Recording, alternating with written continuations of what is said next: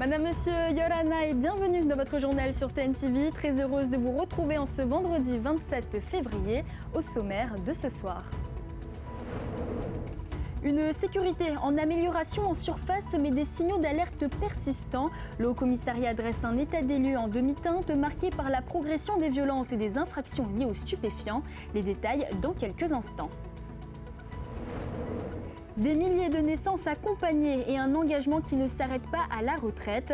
Le docteur Jean-René Sandrock vient d'être décoré de l'Ordre national du mérite pour son action au service de la santé des femmes.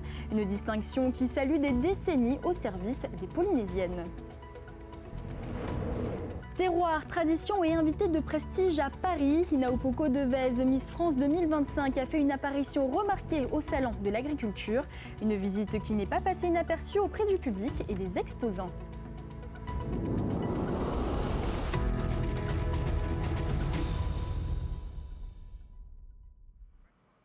Les cambriolages reculent, mais les violences, elles, progressent. Le haut-commissaire de la République a présenté le bilan 2025 de la délinquance en Polynésie.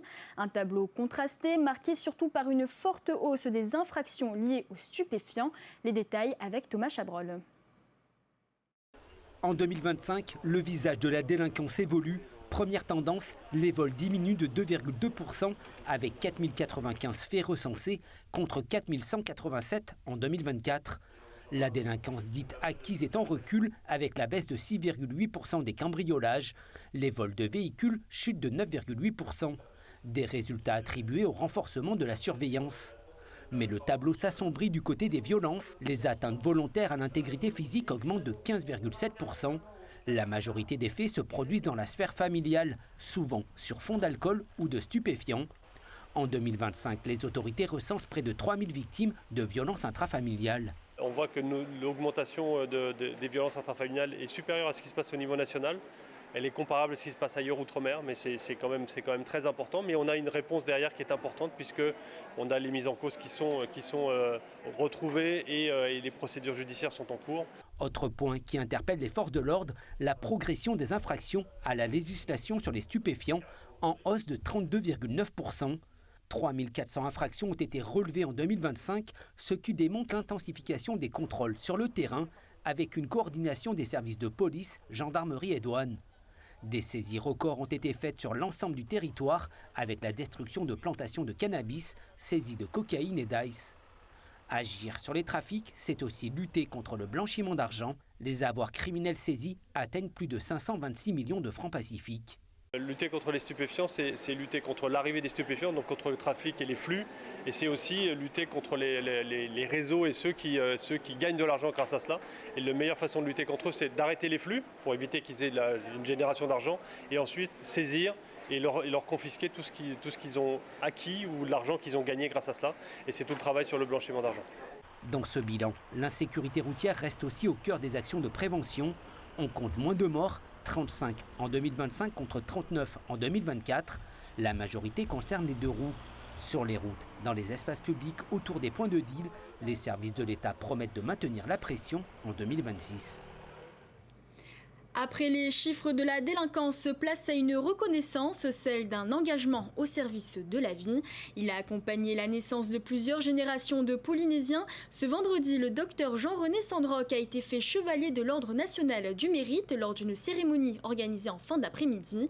Un gynécologue reconnu qui continue même après la retraite de se consacrer à la santé des femmes, notamment à travers l'Institut de la ménopause, le premier du genre au Fénois. Reportage d'Athéna Milcam et Rarahuma'a. Environ 12 000 femmes seraient ménopausées en Polynésie française. Un sujet encore tabou, pourtant universel, auquel s'intéresse une figure de la gynécologie, le jeune retraité Dr Sandrock. Après avoir pratiqué et accompagné plus de 10 000 accouchements, il consacre désormais son temps aux femmes à une autre étape de leur vie. La ménopause n'est pas la fin de la vie sexuelle, bien que, comme je vous l'ai dit, ça crée très souvent des troubles dans le couple parce que le mari ne comprend pas.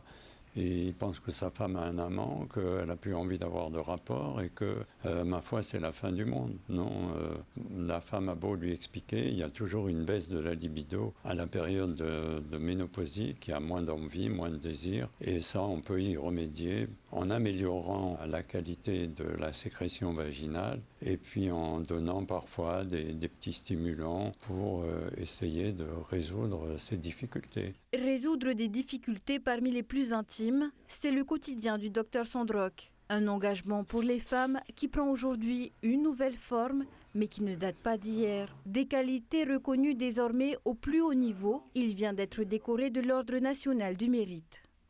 Je ne sais pas qui a initié la chose de manière sournoise, j'allais dire.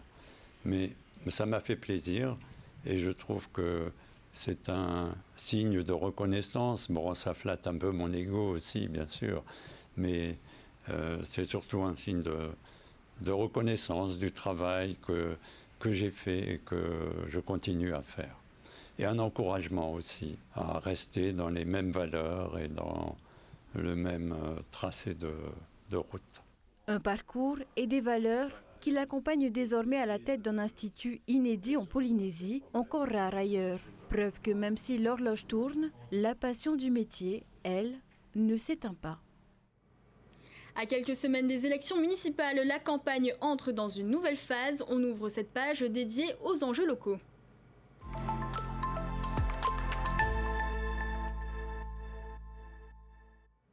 La campagne qui entre dans le concret, 139 listes ont été validées par le Haut-Commissariat pour le scrutin du 15 mars, soit un total de 4 876 candidats. Ce matin, le tirage au sort déterminait leur ordre d'affichage sur les panneaux électoraux dans toutes les communes du Fénouin. Sam Teinaouré était sur place. En un clic, le tirage au sort est terminé. Ce tirage détermine l'ordre d'affichage sur les panneaux de propagande électorale installés dans toutes les communes de Polynésie. Il y aura 139 listes et 504 candidats individuels. Ce qui représente quand même 4 876 candidats pour l'ensemble des élections municipales. Et c'est une bonne chose car chaque commune se voit dotée d'au moins 2 listes. Les électeurs auront le choix lorsqu'ils se rendront aux urnes, et ça c'est un vrai signe de vie démocratique. Aucune liste n'a été rejetée après les différents contrôles et dès la clôture des dépôts de listes, la propagande électorale a été arrêtée. Lundi, toutes les listes devront fournir leurs affiches, bulletins et professions de foi. Dès mardi, débutera la mise sous pli. À Aroué, un candidat fait son retour dans la course au municipal. Tepuanui Snow, tête de liste Yaora Aroué, revient sur la scène politique avec un programme centré sur 3 priorités.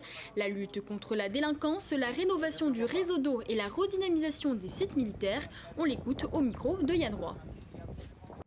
Aroué mérite tellement mieux en termes d'animation, en termes d'activités de loisirs, et c'est le projet que l'on souhaite porter en premier parce qu'évidemment, nous avons ces terrains militaires. Il s'agit demain de faire venir la population des autres communes dans notre commune Aroué en proposant des activités telles que du paddle en indoor, tout un tas d'activités et surtout une grande salle de conférence. C'est le projet phare que nous souhaitons porter avec un espace de concert, équipements sportifs, de loisirs, avec un skatepark, tout en activité indoor, pourquoi pas un cinéma IMAX. Et lui s'est lancé en quelques semaines seulement. À Papara, Emile Tsenazek a constitué sa liste en un temps record, à peine 3 semaines, porté par le sentiment que certains dossiers sont délaissés. L'ancien élu communal veut aujourd'hui restructurer la commune et sécuriser la distribution de l'eau. Reportage de Laure Philibert sur les images de Matai Hourey. Les fuites d'eau dans la nature et les coupures de l'approvisionnement au robinet. Un problème que connaissent bien les habitants d'une partie des quartiers de Papara.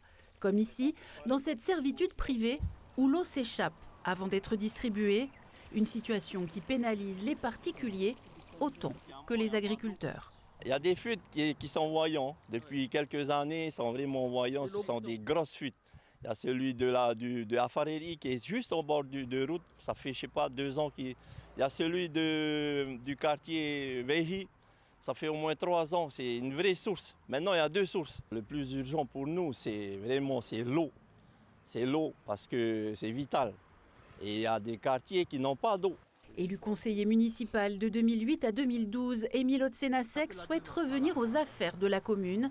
Une décision mûrie, mais il décide de vraiment franchir le pas. Il y a 3 semaines, en quelques jours, il constitue une liste apolitique et un programme. On a choisi un challenge pareil, c'est vraiment...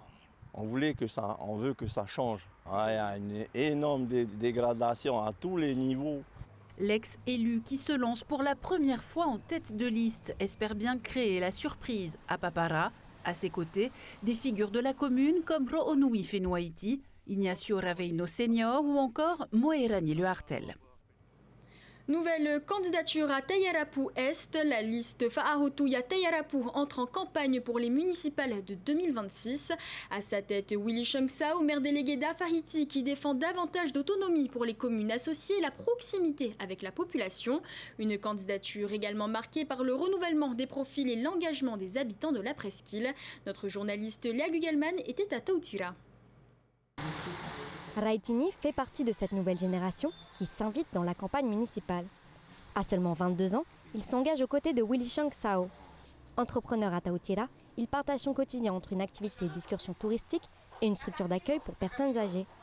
Pour lui, franchir le pas vers la politique est une suite logique.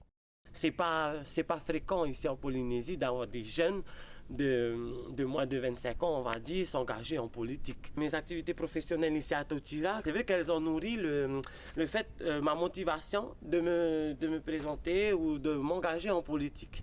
Parce que dans l'entrepreneuriat, on rencontre plusieurs problèmes. Ce sont des problèmes qui peuvent être soutenus par les pouvoirs politiques de notre commune.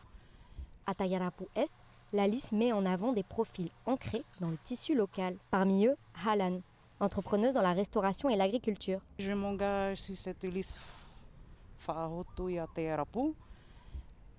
Ici à Tautira, notre seul objectif, c'est la diffusion.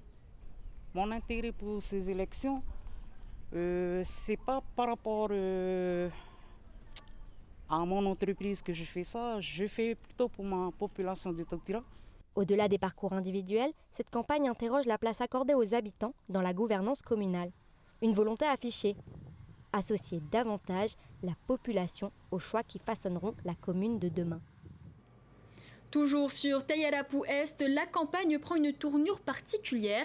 Deux listes se revendiquent du Tavini Huiratira et parmi elles, Ovau Te'ea, menée par Céline Manea, pilier du parti sur la presqu'île mais non investie officiellement. Elle dit vouloir porter les préoccupations des Matahiapo et de la jeunesse. On l'écoute au micro de Sam Teinaure. Ce n'est pas seulement pendant les élections communales qu'on doit parler des jeunes. Normalement, pour les jeunes, on doit s'occuper de tous les jours dans leur jeunesse, quoi. Une fois les enfants sortis de l'école.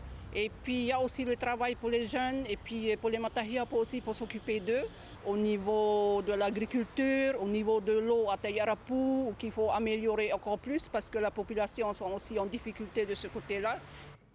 Et à Tayarapu Ouest, cette fois, la campagne municipale connaît un retournement inattendu. Plus de 6000 électeurs sont appelés aux urnes et le maire sortant, Tétouanoui Ambline, qui avait annoncé son retrait, sera finalement candidat. Il explique vouloir mener à terme plusieurs projets majeurs encore inachevés, de l'eau potable à la construction d'une nouvelle école en passant par la route du plateau des Ananas. Les détails avec Davidson Bennett. Il avait dit stop, raison personnelle, choix familial, mais un mois plus tard, le maire sortant change d'avis.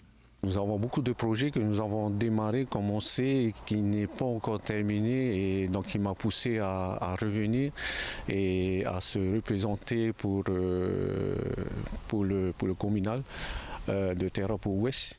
Au cœur de sa décision, l'eau potable. Le réseau vétuste a été remplacé, les équipements d'analyse sont en cours d'installation. Objectif, garantir une eau propre, contrôlée automatiquement. La phase qui nous reste, c'est surtout la phase d'avoir de l'eau propre et de potabiliser l'eau. Et donc ce système est en cours avec un système automatique pour les vannes. Si l'eau est sale, il va fermer, donc on puisse avoir toujours de l'eau. Autre dossier majeur, la route du plateau des Ananas, officiellement appelée plateau du tout un monde, une voie étroite fragilisée par les intempéries et les glissements de terrain. Une étude a été menée, estimation du chantier, 1,4 milliard de francs. C'est vrai que c'est un peu cher, mais il faudra qu'on cherche par tous les moyens le financement qu'il faut pour réaliser cette route. Un projet clé car en amont, un terrain déjà acquis pour la construction d'une nouvelle école. Les établissements actuels souffrent de vétusté et d'infiltration d'eau.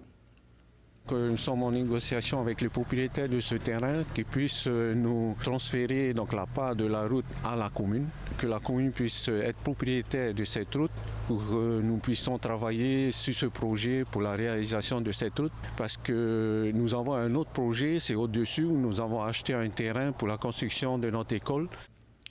Eau potable, sécurisation routière, infrastructures scolaires. Pour Tétouanoui-Ambline, la priorité est claire, terminer ce qui a été commencé. La campagne est désormais bel et bien lancée. Et avant de fermer cette page municipale, la rédaction de TNTV invite toutes les listes à envoyer la photo et la profession de toutes les têtes de liste à l'adresse suivante rédaction@tntv.pf.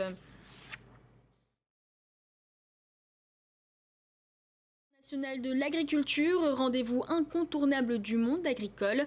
Depuis une semaine, producteurs, éleveurs et territoires y présentent leur savoir-faire et les visiteurs ont eu droit à une invitée exceptionnelle très attendue sur les stands. Coralie Auberti était aux premières loges. Regardez. C'était l'événement de cette journée dans le village du Pacifique. Hinaupoko Devez et sa marraine Camissaire, Miss France 2015, sont arrivées souriantes et bien entourées. Coquillage autour du cou, la nouvelle Miss France a été accueillie par une danse polynésienne avec collier de fleurs et tambour. Elle a ensuite déambulé entre chaque stand pour rencontrer les exposants. C'est un immense plaisir de l'avoir avec nous sur le stand. On a eu le temps de bien échanger, notamment sur la perliculture, et ça lui a fait très plaisir de savoir qu'il y avait de très belles perles sur le salon de l'agriculture et sur l'espace de la Polynésie française. On a pu lui faire découvrir les produits qui viennent de Tahiti, qu'elle était toute heureuse de pouvoir retrouver un petit peu les odeurs qu'elle a aussi chez elle. On l'attendait, ouais, de pied ferme. Pendant plus d'une heure, Hinaupoko a pu échanger avec les artisans, un peu comme à la maison. J'ai l'impression d'être un peu au marché de Papeete. Et là, justement, j'ai pu voir la chaleur des Polynésiens, les sourires, la générosité. Et c'est une vraie fierté pour moi que les gens puissent venir dans ce salon et découvrir tout ça. Et c'est un vrai plaisir d'être dans ce partage, que ce soit d'expérience, que ce soit humain ou que ce soit de coutume, tout simplement. Sans surprise, les fans et les curieux étaient au rendez-vous. Ah ben là, je la vois en vrai, oui. C'est nettement mieux que sur les photos. Nous sommes heureuses avec ma fille de la voir de près. On a vu la pub avant-hier et on s'était dit, étant à Paris, pourquoi pas profiter de la voir et de prendre la photo avec elle. Des photos que la reine de beauté n'a pas manqué de faire avec chaque personne présente. C'est beaucoup de reconnaissance, on va dire, qu'elle représente chez nous, quoi, à l'international, c'est beau. Ça fait de l'émotion et ça me donne envie de retourner à Tahiti. Cette visite aura illustré avec élégance l'attachement de Miss France 2026 aux valeurs du savoir-faire et à la richesse de la Polynésie française. Ici à Tahiti, c'est l'océan qui était célébré. Le lycée Diadème organise aujourd'hui sa journée polynésienne placée sous Te Moananui Ahiva. Une manière pour ses élèves de se réapproprier leur identité en renouant avec cette mer qui nous entoure, source de savoir-faire, d'histoire et de tradition. Plus de 2000 élèves ont quitté les salles de classe pour se reconnecter au cœur de la culture polynésienne. C'est un reportage de Veimiti Erlo. Des ukulélés, des tariprao et des ateliers installés aux quatre coins de l'établissement. Aujourd'hui, le lycée Diadème a des airs de village traditionnels. Une thématique centrale, le grand océan, pour rappeler aux élèves que leur identité est indissociable de la mer. Alors, il y en a une bonne soixantaine d'ateliers tenus par et des animateurs élèves et des animateurs professeurs ou intervenants extérieurs et vous avez des ateliers autour de la thématique du grand océan pour faire prendre connaissance et conscience surtout et aux élèves et à notre entourage de l'importance de l'océan qui nous protège, qui nous nourrit et qui nous soigne. Les élèves circulent de stand en stand. Si le format des ateliers est court, l'enthousiasme, lui, est bien réel. Un moment de partage qui permet d'apprendre autrement, loin du cadre scolaire habituel. Moi, ça me parle parce que j'aime bien la pêche. Et nos ancêtres, ils vivaient de ça, de tout ce qui vient de la mer. Surtout de préserver notre nature. Il y a des gens qui vont pour tuer les coraux, pour les casser. Percussion, chant et partage. Si les sessions de 30 minutes ont paru bien courtes pour les élèves, l'essentiel est ailleurs. Au lycée Diadème, la culture et l'océan sont désormais plus que jamais un héritage partagé. C'est la fin de ce journal, merci de l'avoir suivi. Retrouvez juste après votre magazine Ta à Tatoumou, suivi de votre émission Débrief consacrée à la place et aux transmissions de la culture chinoise avec Aline Flore. Et ce soir, pas de danse avec les stars, TF1 a déprogrammé le Prime. En conséquence, TNTV diffusera la 3e étape de Pékin Express. Très bonne soirée à tous sur TNTV et à demain dès 18h30. Retrouvez ce journal en replay sur notre site internet et notre application mobile TNTV.